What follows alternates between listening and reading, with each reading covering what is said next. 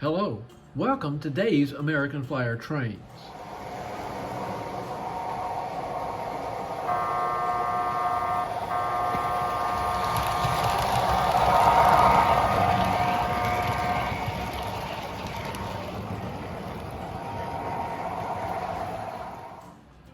We're on the bench in this video session, and some that will probably follow, with a rebuild of 360, the PA power unit from the 365 train set, the Santa Fe 360, 364 PA PB units.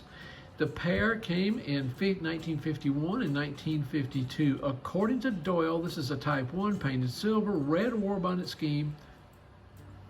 The vision is to return 360 to 1951-52 AC Gilbert standards for appearance, performance, and response. The mission, how we're going to accomplish this, is to establish a new baseline for future maintenance. Now understand the relationship between the rebuild, maintenance, and repair. Maintenance after the rebuild should be more easier to do because you understand then what condition the train was in when you last left it. And then repair, same reasoning. Instead of going in and trying to bubble gum and patch a train together, not knowing what the root cause is, I greatly prefer to establish a new baseline. And then of course the strategy is to complete the disassembly, the inspection, the clean, the polish, the repair, the parts, and the assembly with proper lubrication. I've rebuilt several versions of this train. Aluminum, chrome, the extruded aluminum cars.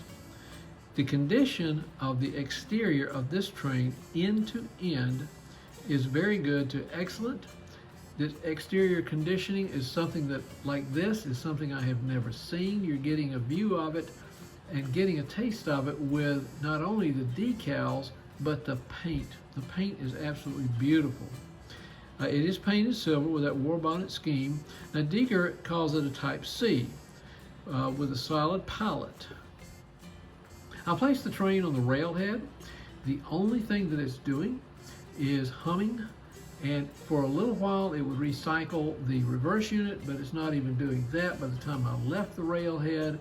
I do get headlight illumination, so there is some power flowing through the motor assembly and the reverse unit, but the cycling of the reverse unit without any movement or changes simply means that we need to rebuild this starting at the depth of where the mechanics begin, and that is the pulling of the power from the tracks up through the reverse unit, distributed out to both motors. Having already placed it on the railhead, I like to start with just a cursory overview of what kind of condition the train is in. Well, first, cosmetic. I don't anticipate making any cosmetic changes, but as you can see, the coloration on this is just absolutely beautiful. Look at these handrails right here against that red paint. Not even chipped, worn, or anything. Decals are starting a little bit of chipping, and for the owner, as you can see in the background, I'm going to try to replace these. Take a look at the other side. It's beautiful. Somebody took good care of this. I don't even see any handprints except for some of the removals of the decals that would even indicate that it was picked up over and over again. From the bottom, it looks like minimal use of the train. About as clean of an old train as I've ever seen. Now, continuing with the visual inspection, we note that it has the solid pilot.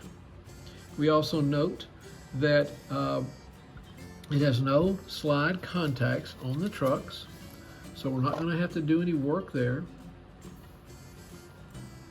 It has no pull moors, and it's pulled with a tow bar. You can see the connection point for the fiber tow bar right there to pull the B unit. One additional thing noted that I've actually experienced with the train that I rebuilt that's in my collection is notice how freely this back motor is swinging and moving laterally.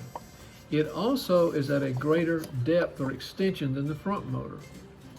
Now I messed with it just a little bit and was able to get it to click into place. See if I can do that again. There it goes. Now it's at the right height in relationship to the front motor. What that tells me is that the E-clip is probably missing at the top of the mounting bracket for the motor assembly to attach to the frame. I've seen that before, and it's usually pretty easily corrected by putting in a new E-clip right at the top, but we'll see that when we get it disassembled.